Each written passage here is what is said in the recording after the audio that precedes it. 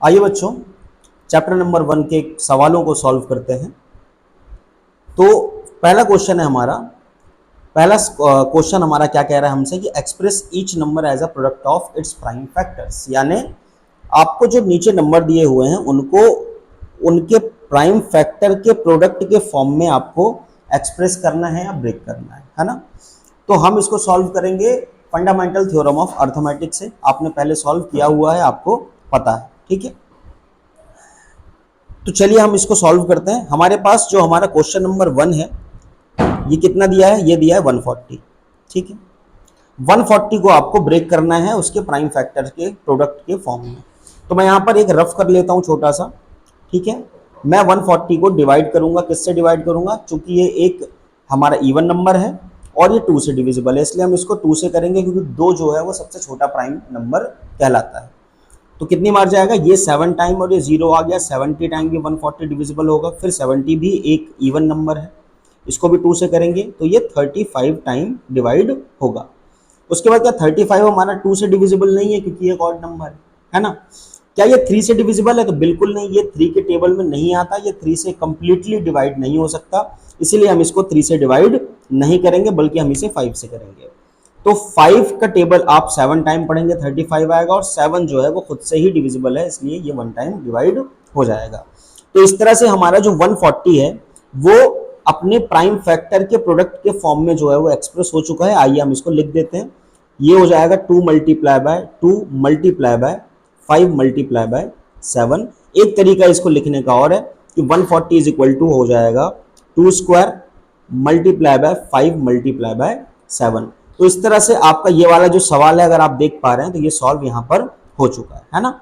चलिए हम बढ़ते हैं अगले सवाल की तरफ, ठीक है। 156 की बात हो रही है यहाँ पर कि 156 को भी आपको उसके प्राइम फैक्टर के प्रोडक्ट के फॉर्म में ब्रेक करना है, ठीक है। तो हम 156 को पहले ब्रेक कर लेते हैं। मैंने आपको सिखाया हुआ है कैसे करना है भाई। ये लिखा मैंने 156 इवन नंबर है, 2 से डिवाइड करेंगे, 2 7 जार 14 और 2 8 जार 16। फिर 2 से करेंगे, ये 39 टाइम जाएगा, ठीक है। उसके बाद ये 39 जो है वो 3 से डिविजिबल होगा 13 टाइम में, और 13 जो है वो आपका प्राइम नंबर होता है, इसलिए ये 1 टाइम में 13 से ही डिवाइड होगा। इस तरह से 156 के भी प्राइम फैक्टर हमारे पास आ चुके हैं। तो चलिए हम इसका सॉल्यूशन भी यहाँ पर लिख देते हैं, ठीक है। तो ये मैंने लिखा यहाँ पर 156, ठीक है। और इसके बाद 2 multiply by 2 multiply by 3 multiply by 13। और एक तरीका और क्या है हमारा, इसको हम लिख सकते हैं 2 square multiply by 3 multiply by 13। तो इस तरह से हमारा ये जो क्वेश्चन है वो दोनों क्वेश्चन इजीली सॉल्व हो चुके हैं। बचे हुए क्वेश्चंस को भी सेम बिल्कुल इसी प्रोसेस से आपको करना है। तो चलिए इनको भी हम लोग सॉल्व करते हैं, ठीक है। क्वेश्चन नंबर 3 किसकी बात कर रहा है? कह रहा है 3825, है ना। तो इसके प्राइम फैक्टर क्या होता है? जैसे मैंने यहाँ पर, अगर आप देख पा रहे हैं, तो मैंने यहाँ पर ये जो क्वेश्चन सॉल्व किए थे, जिस तरह से मैंने सॉल्व किया था, बिल्कुल इसी तरह से आपको 3825 के प्राइम फैक्टर्स को सॉल्व कर लेना है। और इसके बाद आप जब इसको सॉल्व करेंगे तो इसका आंसर कितना आएगा? इसका आंसर आएगा 3 square multiply by 5 square multiply by 17, है ना। तो हमने पिछले 2 सवालों को बहुत बेहतर तरीके से समझा था, इसलिए हम यहाँ पर इन सवालों को डायरेक्ट कर रहे हैं। चलिए बच्चों, क्वेश्चन नंबर 4 को देखते हैं। क्वेश्चन नंबर 4 आपसे क्या कह रहा है कि आपको 5005 के प्राइम फैक्टर का प्रोडक्ट आपको बताना है ना। तो 5005 इसको थोड़ा सा हम लोग सॉल्व कर लेते हैं, है ना। मैं यहां पर जो है वो साइड में इसके प्राइम फैक्टर फाइंड कर रहा हूं, आप ध्यान से देखिएगा। देखिए 5005 के मैं प्राइम फैक्टर अगर फाइंड करूंगा तो क्या आएगा? मैं इसको 5 से डिवाइड करूंगा, ये जाएगा 1 टाइम, फिर 0 0 और ये फिर से जाएगा 1 टाइम, है ना। इसके बाद मैं क्या करूंगा? मैं इसे डिवाइड करूंगा 7 से, ओके। तो 7 1 7, कितना बचेगा यहाँ पे? 337 4 जार 28, और अपना 2 बचेगा 21 7 3 जार 21। उसके बाद मैं इसको डिवाइड करूंगा। यहाँ पर आप देखिए 143 जो है वो 11 से डिविजिबल है, इसको मैं एक टाइम में 11 से डिवाइड करूंगा। तो 14 में से 11 गया, आपका 3 बचा, 33 हो गया, और 3 टाइम में ये हो जाएगा आपका पूरी तरह से डिवाइड। उसके बाद 13 से करेंगे तो 13 इसको 1 टाइम में डिवाइड करेगा। उम्मीद करता हूँ ये बात समझ में आई होगी। तो चलिए हम लोग 5005 के प्राइम फैक्टर को, यानी जो यहाँ पर आए हैं इनका प्रोडक्ट जो है वो हम यहाँ पर लिख देते हैं, है ना। क्या हो जाएगा, 5 multiply by 7 multiply by 11 multiply by 13, है ना। अब क्वेश्चन नंबर 5 को देखते हैं। 7429, आसान सा सवाल है, बहुत आसान सा सवाल है। कैसे करना है आपको बहुत अच्छे से मालूम है, हम सभी सवालों को इसी तरह सॉल्व कर चुके हैं, बस आपको ध्यान ये देना है यहाँ पर, ये आपके लिए एक तरह से होमवर्क रहेगा, ठीक है। मैं यहाँ पर इसका आंसर लिख देता हूँ, लेकिन इसको सॉल्व आपको पूरी तरह से करना पड़ेगा, है ना। तो यहाँ पर जब हम इसको डिवाइड करेंगे तो सबसे पहले ये 17 से डिवाइड होता है, ठीक है। उसके बाद ये 19 से डिवाइड होगा, और उसके बाद ये 23 से होगा। तो यहाँ पर 7429 के जो हमारे प्राइम फैक्टर्स के प्रोडक्ट हैं वो आ जाएंगे 17 इंटू 19 इंटू 23। उम्मीद करता हूँ ये सवाल आपको समझ में आ गया होगा। अब हम बढ़ते हैं हमारे अगले सवाल की ओर। चलिए बच्चों, क्वेश्चन नंबर 2 को समझते हैं। क्वेश्चन नंबर 2 हमारा क्या कहता है, देखिए कि find the LCM and HCF of the following pair of integers and verify that LCM into SCF is equal to product of the two numbers। यानी कि आपको नीचे जो भी दो नंबर दिए हैं आपको उनका एक तो आपको LCM निकालना है, फिर उसका SCF निकालना है, और उसके बाद आपको प्रूफ करना है कि LCM और SCF का जो प्रोडक्ट होता है वो किसके बराबर होता है बेटा, तो वो product of the two numbers, यानी उन्हीं दोनों नंबर के मल्टीप्लीकेशन के इक्वल आता है। उम्मीद करता हूं मेरी बात आप लोग समझ पा रहे होंगे, ठीक है। तो चलिए सॉल्व करते हैं हम लोग पहला सवाल, बहुत ही आसान सवाल है। यहां पे हमको दिया है 26 और 91, ठीक है। तो मैं पहले क्वेश्चन को सॉल्व कर रहा हूं, कैसे करना है आपको पता है। अगर आपको एलसीएम और एचसीएफ फाइंड करना है तो पहले आपको इनके प्राइम फैक्टर करने पड़ेंगे, आपको प्राइम फैक्टराइजेशन करना है और प्राइम फैक्टर फाइंड करना है। तो मैं यहां पर लिख देता हूं प्राइम फैक्टर ऑफ किसके, बट 26 के मैं प्राइम फैक्टर फाइंड करूंगा तो ये होगा हमारा 2 मल्टीप्लाई बाय 13, और 91 के अगर मैं प्राइम फैक्टर फाइंड करूंगा तो ये हमारा आ जाएगा 7 मल्टीप्लाई बाय 13। उम्मीद करता हूं ये बात आपको समझ में आई। अब आपको क्या करना है, तो आपको एलसीएम फाइंड करना है, किसका, एलसीएम ऑफ 26 और 91, ठीक है। देखिए यहां पर 13 तो आ गया हमारा कॉमन, यानी 13 को हम लोग क्या करेंगे, हम लोग 13 को एक बार यहां लिख देंगे, ठीक है। इसके बाद जो भी हमारे रिमेनिंग नंबर बच रहे हैं उनको हम यहां पर एज इट इज लाकर रख देंगे और सीधे मल्टीप्लाई कर देंगे, ठीक है। चलिए मल्टीप्लाई करते हैं भाई, कितना हो जाएगा, ये हो जाएगा हमारा 13 इंटू 2 26, और 26 इंटू 7 आपको करना है, तो ये टोटल आपका आ जाएगा बेटा 182। कितना आ जाएगा, 182, है ना। उसी तरह बेटा आप लोग यहां पर एचसीएफ फाइंड कर लो। एचसीएफ क्या होता है, आपका हाईएस्ट कॉमन फैक्टर होता है। तो आपको यहां पर दो ऐसे नंबर आपको यहां पर एक ऐसा नंबर देखना है जो इन दोनों को डिवाइड कर रहा हो, दोनों में कॉमन हो और हाईएस्ट हो। तो यहां पे हमको क्या मिल गया, यहां पे हमको 13 मिल गया, यानी हमारा जो 13 होगा वही हमारा एचसीएफ होगा। उम्मीद करता हूं ये बात आपको समझ में आई होगी। अब चलिए हम लोग देखते हैं कि जो हमको वेरीफाई करना था कि एचसीएफ इंटू एचसीएफ, माफ कीजिए LCM into HCF product of the two numbers होता है, ठीक है।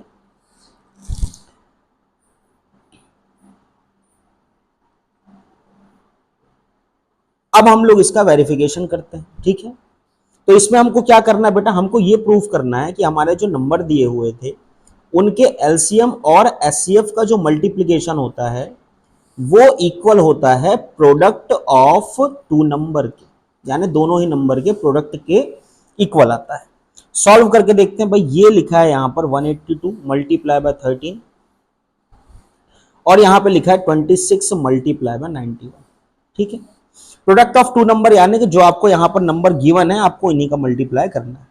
सॉल्व करके देखते हैं, 182 मल्टीप्लाई बाय 13 ये कितना आता है, तो जब आप इसको मल्टीप्लाई करेंगे तो ये आएगा आपका 2366, और बिल्कुल ठीक 26 और 91 को मल्टीप्लाई करने पर भी हमें यही वैल्यू मिलती है। तो यहां पर हमें यह पता चल गया कि हमारा जो LHS है वो RHS के इक्वल आ गया। इसका मतलब कि ये आपका क्या हो गया बेटा, ये आपका हो गया प्रूफ कि किसी भी दो नंबर के LCM और SCF का मल्टीप्लिकेशन उन दोनों नंबर के प्रोडक्ट के इक्वल ही आता है। उम्मीद करता हूं ये बात आप समझ पाए होंगे। आइए हम लोग बढ़ते हैं अब हमारे अगले सवाल की तरफ। क्वेश्चन नंबर सेकंड हमारा बिल्कुल आपको पहले सवाल की तरह ही सॉल्व करना है ना। यहां पे हम क्या करेंगे, सबसे पहले 510 और 92 के प्राइम फैक्टर हम लोग यहां पर फाइंड कर लेंगे। ठीक है, तो मैं इसके प्राइम फैक्टर फाइंड करता हूं। क्या हो जाएगा बेटा, ये हो जाएगा आपका 2 multiply by 3 multiply by 5 multiply by 17। जहां तक मुझे लग रहा है तो ये डेटा सही है, थोड़ा सा इसको हम लोग चेक कर लेते हैं। ठीक है, तो ये बिल्कुल आपका हो जाएगा 6 इंटू 5 13। बिल्कुल 510 के जो प्राइम फैक्टर है वो बिल्कुल आपके सही आ गए। उसी तरह अगर मैं 92 के प्राइम फैक्टर निकालने जाऊं तो ये कितना आएगा बेटा, तो ये आपका आ जाएगा 2 मल्टीप्लाई बाय 2 मल्टीप्लाई बाय 23।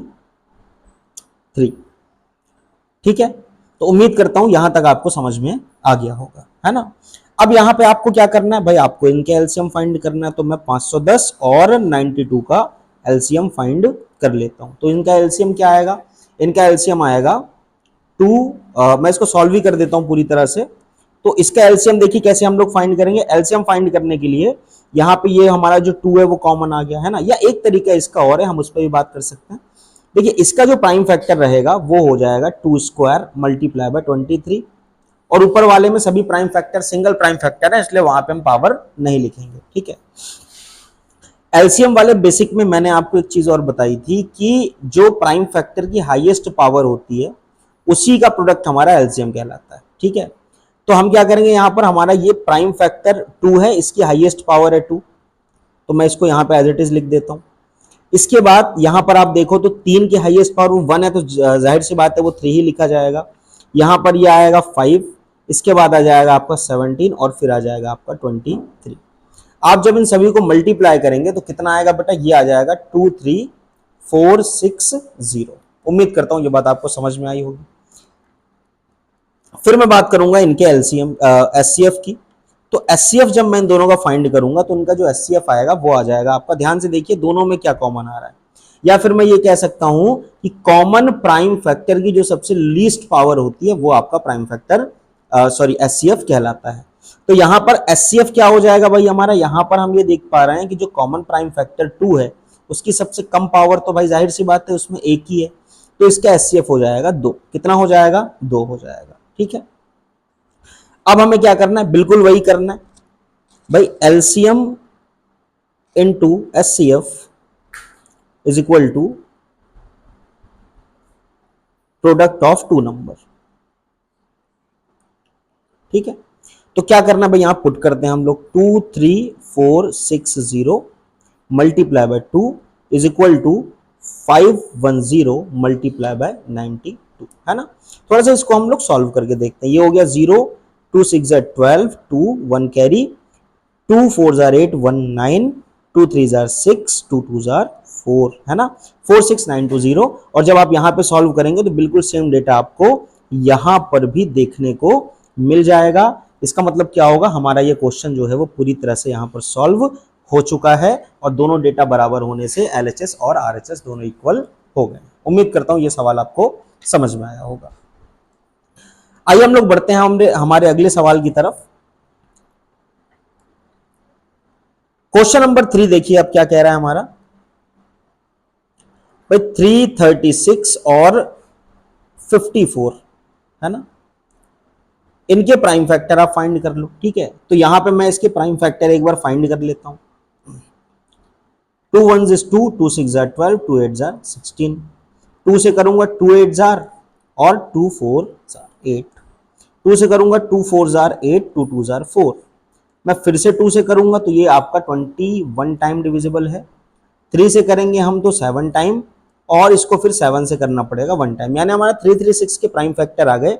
ध्यान से देखिए यहाँ पे कितने 2 आ रहे हैं बेटा, यहाँ पर 4 आ रहे हैं, तो मैं यहाँ पे लिखूंगा 2 raise to the power 4 multiply by 3 multiply by 7।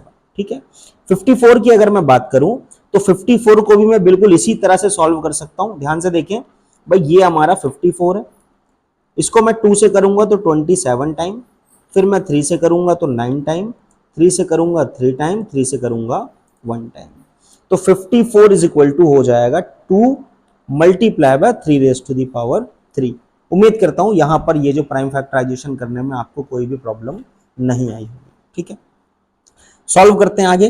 भाई एलसीएम निकालना है तो मैं थोड़ा सा यहां पर डायरेक्ट कर रहा हूं, आपको मैंने पैटर्न समझा दिया, आपको बिल्कुल उसी तरह लिखना है।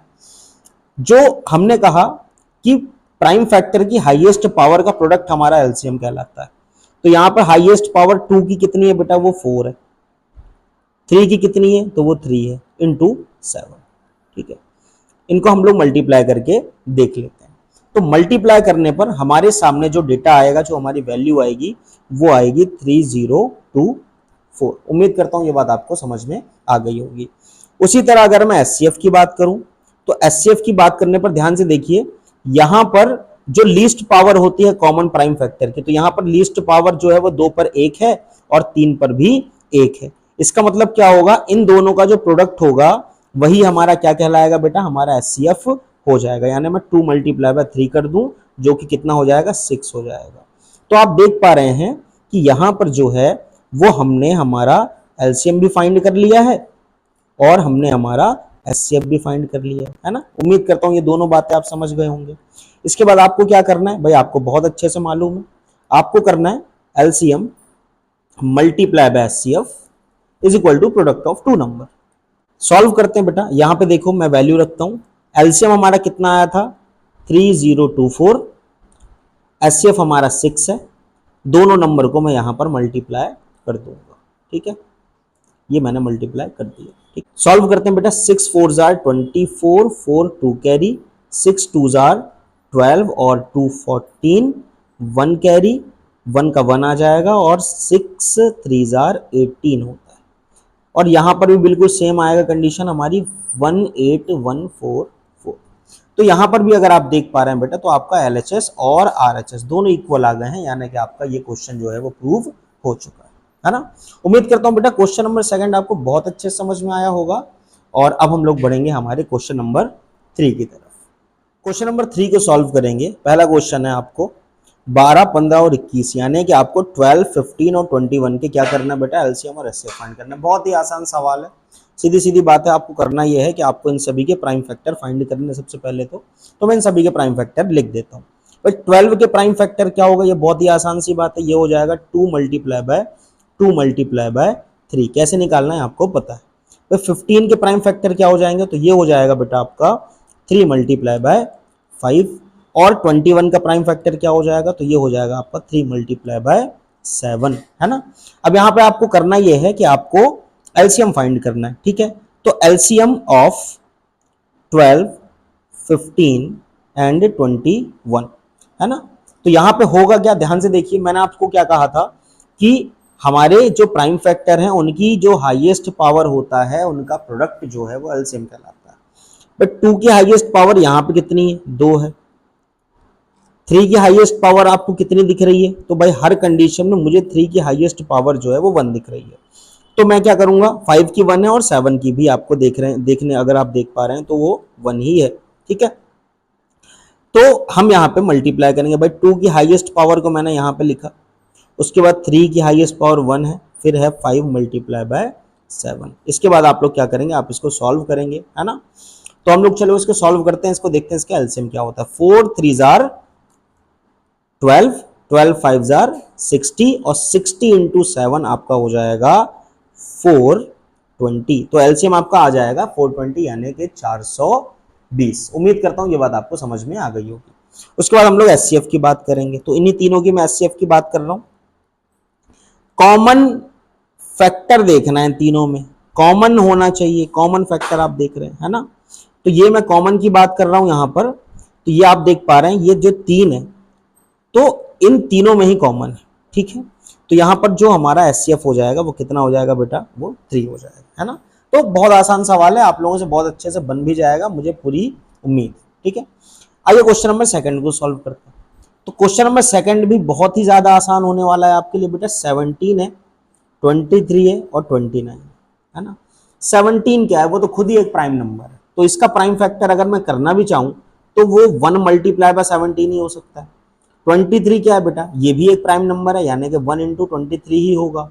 और 29 क्या होगा बेटा, तो ये हो जाएगा 1 इंटू 29, क्योंकि 29 भी एक क्या है बेटा, ये भी एक प्राइम नंबर ही है। उम्मीद करता हूं ये बात आपको समझ में आई होगी, ठीक है।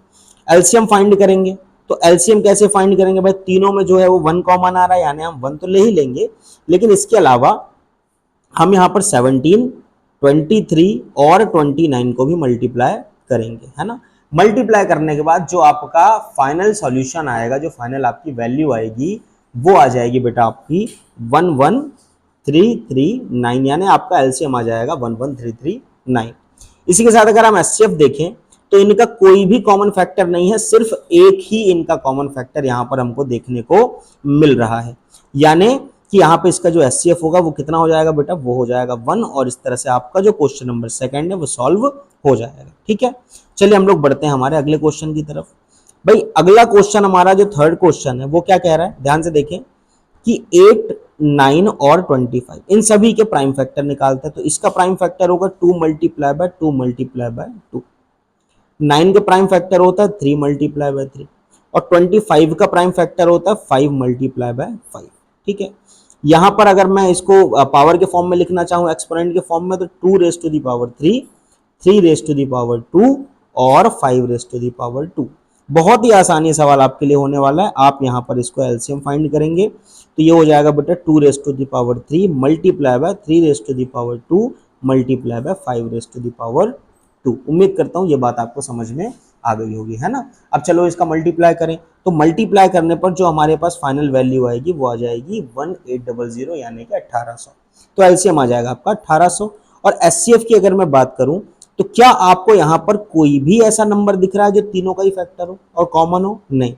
तो अगर कुछ नहीं है तो क्या होगा, जैसे हमने यहां पर मान लिया था कि 1 होगा, तो इस तरह यहां पर भी जो एचसीएफ हो जाएगा बेटा वो हमारा हो जाएगा 1, और इस तरह से आपका क्वेश्चन नंबर थर्ड जो है वो पूरी तरह से सॉल्व हो चुका है। इस सवाल के बाद हम कुछ अलग टाइप के क्वेश्चंस को सॉल्व करेंगे, तो आइए बढ़ते हैं हम उन सवालों की ओर। क्वेश्चन नंबर 4 बहुत ही अच्छा सवाल है, और इस तरह के सवाल जो है वो अमूमन एग्जाम में देखने को हमको मिल जाते हैं, है ना। तो क्वेश्चन नंबर 4 को कैसे करना है, यहाँ पे आपको डायरेक्ट सॉल्व करना है, बिल्कुल किस थ्योरम के अकॉर्डिंग या किस फॉर्मूले के अकॉर्डिंग जो आपने पढ़ा था कि एचसीएफ एलसीएम इनटू एचसीएफ आपका क्या होता है बेटा, ये होता है आपके product of two number, product of two number, है ना। अब यहां पे देखो, यहां पे आपको गिवन क्या क्या है, यहां पे आपको गिवन है कि उसने आपको एचसीएफ तो दिया हुआ है 306 और 657 का, है ना, जो कि कितना है बेटा, जो कि है हमारा 9। हमें एलसीएम फाइंड करना है, ठीक है। बहुत ही आसान सवाल है, देखो ध्यान से, एलसीएम तो हमें फाइंड ही करना है, लेकिन हमें एचसीएफ कितना दिया हुआ है, तो एचसीएफ यहां पे उसने हमें 9 दिया है, जिसकी वैल्यू को हमको यहां पर पुट कर देंगे, है ना। ये जो 9 आप देख रहे हैं इसको हमको यहां पर लेकर आना पड़ेगा, एचसीएफ की जगह पे रखना पड़ेगा, है ना। तो एचसीएफ कितना है बेटा हमारा, एचसीएफ है हमारा 9, तो हमने यहां पर क्या किया, हमने एचसीएफ की जगह पे 9 रख दिया। Product of two number, product of two number यानी आप 306 और 657 को मल्टीप्लाई करोगे।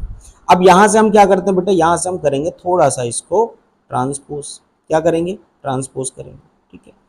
तो LCM is equal to 306 into 657 upon of 9, ठीक है। कैंसल आउट कीजिए आप, कैंसल आउट कैसे करेंगे भाई, देखते हैं। 9 3 ज़ा 27, और कितना बचा यहाँ से आपका 3 बचा, तो 36 हो गया। 9 के टेबल में 4 टाइम में 36 आता है, तो ये हो गया हमारा 34 मल्टीप्लाई बाय 657, ठीक है। आगे इसको सॉल्व करेंगे, है ना। 34 इंटू 657 जब आप सॉल्व करेंगे तो ये वैल्यू आपकी आएगी 2233 एंड 8, है ना। सिंपली आपको मल्टीप्लाई करना है और बहुत ही इजीली यहाँ पर आपका एलसीएम मिल जाएगा, और यही जो होगा वो आपका फाइनल आंसर कहलाएगा। उम्मीद करता हूं ये सवाल भी आपको समझ में आ गया होगा। अब हम लोग बढ़ते हैं क्वेश्चन नंबर 5 की ओर। क्वेश्चन नंबर 5 देखते हैं हम लोग। क्वेश्चन नंबर 5 बहुत ही अच्छा सवाल है, और इस तरह के सवाल अक्सर एग्जाम में आप लोग देखते हैं, ठीक है। क्वेश्चन नंबर 5 क्या कह रहा है, check whether 6 raised to the power n can end with the digit 0 for any natural number है ना। पहले तो सवाल को समझ लेते हैं, ठीक है। मैंने ये कहा कि भाई 6 raise to the power n कोई मेरे पास एक नंबर, ठीक है। अगर n एक नेचुरल नंबर है, यानी कि आपका n की वैल्यू 1 हो सकती है, 2 हो सकती है, 3 हो सकती है, 4 हो सकती है, आगे कितनी भी हो सकती है। तो अगर मैं इसकी जगह कोई n की जगह पे कोई नेचुरल नंबर मान लूं, तो क्या 6 raise to the power n क्या 0 पे खत्म हो सकता है या उसका यूनिट डिजिट 0 आ सकता है? ये पॉसिबल है क्या? इसको और अच्छे से अगर समझें तो जैसे मैंने आपको कहा कि आप 6 रेस्ट टू द पावर यहां पर n की वैल्यू 1 रखिए, तो ये 6 आएगा, यूनिट प्लेस पे 6 आया। आप 6 raise to the power n की जगह पे 2 रखें तो ये आ गया 36, ठीक है। फिर से यूनिट प्लेस पे 6 आ रहा है। अगर आप 6 रेस्ट टू द पावर 3 करें तो यहां पर ये जो आएगा आपका आएगा 216, तो फिर से यूनिट प्लेस पे 6 आ रहा है, ठीक है। तो बस यही चीज आपको जो है वो यहां पर प्रूफ करनी है कि ये जो 6 raise to the power n है वो कभी भी 0 पे किसी भी नेचुरल नंबर n के लिए, किसी भी नेचुरल नंबर n के लिए खत्म नहीं हो सकता। बस यही चीज आपको यहां पर प्रूफ कर देनी है, ठीक है। तो चलिए हम इसको सॉल्व करते हैं, ठीक है। एक बात हमें यहां पर समझनी है बेटा कि कोई भी नंबर अगर 0 पे खत्म हो रहा है, ठीक है, तो उसके प्राइम फैक्टर में हमेशा 2 और 5 दोनों एक साथ आएंगे, ये हमको ध्यान में रखना है। तो चलो हम लोग क्या करते हैं, हम लोग यहां पर करेंगे, जब मैं इसका सॉल्यूशन करूंगा तो हम करते हैं पहले prime factorization 6 raise to the power n का। तो प्राइम फैक्टर ऑफ 6n, ठीक है। तो 6n के प्राइम फैक्टर करता हूं, उसमें 6 ही हो पाएगा, तो 6 का प्राइम फैक्टर होगा 2 मल्टीप्लाई बाय 3, और ये जो पावर n है वो मैंने ऊपर कॉमन यहां पर ले ली है। अब अगर आप देख पा रहे हैं तो क्या 6 के प्राइम फैक्टर में कहीं भी 5 दिख रहा है आपको? 2 तो चलो हमको मिल गया, पर क्या 5 दिख रहा है? तो नहीं दिख रहा। तो हम लोग इस स्टेटमेंट को यहां पर लिख देंगे, ठीक है। क्या लिखेंगे कि here 6 raise to the power n does not contain 5 as prime factor. तो इसका क्या मतलब हो जाएगा कि अगर वो 5 को अपने प्राइम फैक्टर की तरह कंटेन नहीं कर रहा है, therefore 6 raise to the power n can not end with the digit 0 for any natural number n।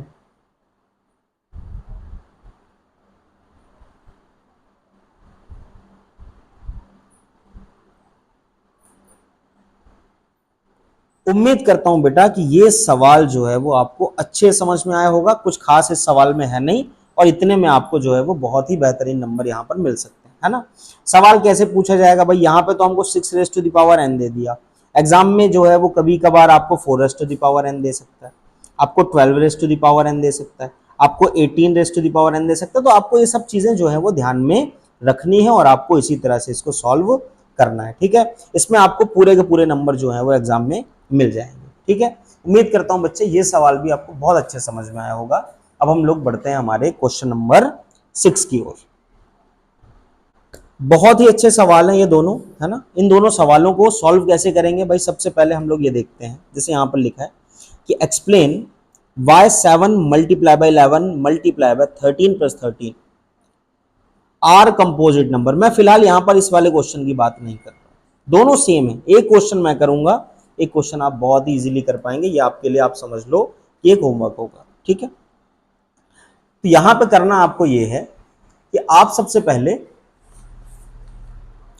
ये वाला जो डेटा आपको दिया हुआ है 7 multiply by 11 multiply by 13 plus 13, है ना। तो आपको करना ये है कि आप सबसे पहले इसको सॉल्व कर लोगे, ठीक है। तो यहां पे मैंने लिखा 7 multiply by 11 multiply by 13 plus 13, ठीक है। सॉल्व करते हैं, ध्यान से देखिए। मैं यहां से क्या करता हूं, यहां पे अगर मैं देख पा रहा हूं तो ये भी 13 ये 13 दोनों कॉमन है, तो मैं कॉमन ही ले लेता हूं।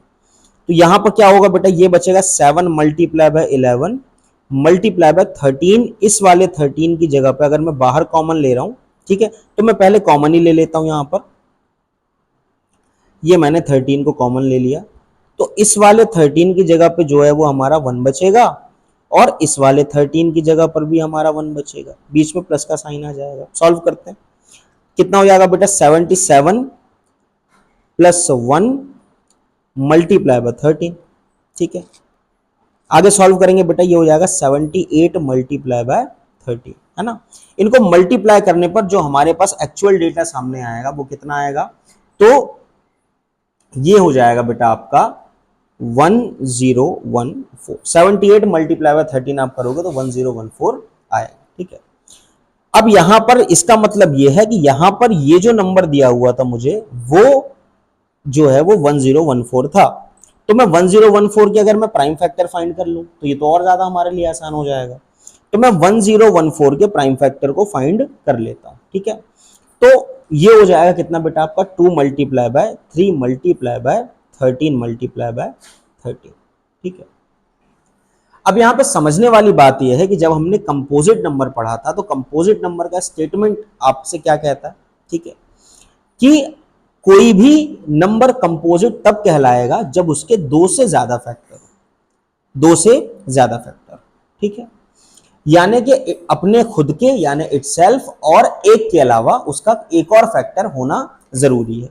तो यहां पर हमारे पास 1014 के तो भाई 1014 और 1 इन दोनों के अलावा तो यहां पर 2 भी फैक्टर दिख रहा है, 3 भी फैक्टर दिख रहा है और 13 भी फैक्टर दिख रहा है। इसका मतलब क्लियरली ये क्या होगा बेटा, ये जो होगा वो आपका एक कंपोजिट नंबर हो जाएगा, ठीक है। तो यहां पे हम इसकी स्टेटमेंट को यहां पर लिख लेते हैं। देयरफॉर मैं आपसे क्या कह सकता हूं यहां पर कि 1014 is the product of more than 2 prime number, therefore it is a composite number। यानी यहां पर इसके 2 से ज्यादा हमें क्या दिख रहे हैं, हमें इसके जो प्राइम फैक्टर हैं उसमें 2 से ज्यादा प्राइम नंबर दिख रहे हैं, ठीक है। तो इसका मतलब ये होगा कि यहां पर ये जो हमको डेटा यहां पर दिया हुआ था, ये जो नंबर दिया हुआ था वो हमारा एक कंपोजिट नंबर कहला जाएगा, ठीक है। तो उम्मीद करता हूं बेटा ये सवाल आपको बहुत अच्छे समझ में आया होगा। ये वाला क्वेश्चन आपके लिए होमवर्क रहेगा, बिल्कुल सेम क्वेश्चन आपको आगे सॉल्व करना है, ठीक है। चलिए बच्चों क्वेश्चन नंबर 7 को सॉल्व करते हैं। ध्यान से देखिए क्या कह रहा है बेटा आपसे, ये कह रहा है कि there is a circular path around sports field, कि एक खेल के मैदान के चारों तरफ जो है जो रास्ता है, जो पाथ है वो कैसा है बेटा, वो सर्कुलर है यानी आपका वृत्ताकार। Sonia takes 18 minutes to drive 1 round of the field. तो उस फील्ड का एक चक्कर लगाने में सोनिया को 18 मिनट लगते हैं, वहीं रवि को चक्कर लगाने में 12 मिनट लगते हैं, है ना। अगर हम ये मान लें suppose they both start at the same point, अगर वो दोनों एक ही समय पर और एक ही जगह से एक साथ दौड़ना शुरू करते हैं और एक ही डायरेक्शन में दौड़ते हैं, ठीक है, तो कितने मिनट के बाद वो वापस मिलेंगे, है ना। तो ये बहुत सिंपल क्वेश्चन है, आपके एलसीएम के कॉन्सेप्ट से ही सॉल्व हो रहा है। चलिए हम इसको सॉल्व करते हैं। भाई यहां पे हमारा क्वेश्चन क्या कह रहा है, क्वेश्चन हमारा ये कह रहा है कि अगर मैं ये देखूं कि सोनिया भाई उस फील्ड का एक चक्कर लगाने में कितना टाइम ले रही है, तो मैं यहां पर लिख देता हूं टाइम टेकन बाय सोनिया, इसको लगते हैं 18 मिनट और उसी तरह रवि को लगते हैं 12 मिनट। तो हमारे रवि को लगे हैं 12 मिनट, ठीक है। अब यहां पे दोनों एक साथ दोबारा कितने मिनट के बाद ठीक सेम पॉइंट पर होंगे जहां से वो दौड़ना उन्होंने शुरू किया था, है ना। तो यहां पे हम क्या करेंगे, हम इनका एलसीएम फाइंड कर लेंगे। एलसीएम फाइंड करते ही हमें हमारा सॉल्यूशन मिल जाएगा। उसके लिए क्या करना है, आपको 18 और 12 के प्राइम फैक्टर निकालने, ठीक है। तो मैं इनके प्राइम फैक्टर फाइंड कर लेता हूं। भाई प्राइम फैक्टर ऑफ 18 एंड 12, 3 के प्राइम फैक्टर क्या हो जाएगा बेटा, ये हो जाएगा 2 मल्टीप्लाई बाय 3 मल्टीप्लाई बाय 3, और 12 के कितने हो जाएगा, वो हो जाएगा 2 मल्टीप्लाई बाय 2 मल्टीप्लाई बाय 3। अगर मैं इन दोनों का एलसीएम फाइंड करने जाऊं 18 और 12 का, तो ये कितना हो जाएगा, तो यहां पर आप देखो इसको मैं ये लिख सकता हूं 2 multiply by 3 raise to the power 2, और इसको मैं लिख सकता हूं 2 raise to the power 2 multiply by 3। तो हमने ये पढ़ा है कि हमारी जो प्राइम फैक्टर की हाईएस्ट पावर होती है उसका प्रोडक्ट ही एलसीएम कहलाता है। तो यहां पर 3 की पावर है 2 और 2 की पावर भी है 2, है ना। सॉल्व करेंगे, ये हो जाएगा 9 इंटू 4 और ये आ जाएगा 36 मिनट। कितना आ जाएगा? 36 मिनट। इसका मतलब ये होगा कि सोनिया और रवि 36वें मिनट में एक ही पॉइंट पर होंगे, ठीक है, और यही हमारा सॉल्यूशन हो जाएगा, ठीक है। तो हम यहाँ पे उस स्टेटमेंट को लिखते हैं, therefore Sonia and Ravi will meet again at the state point after 36 minutes।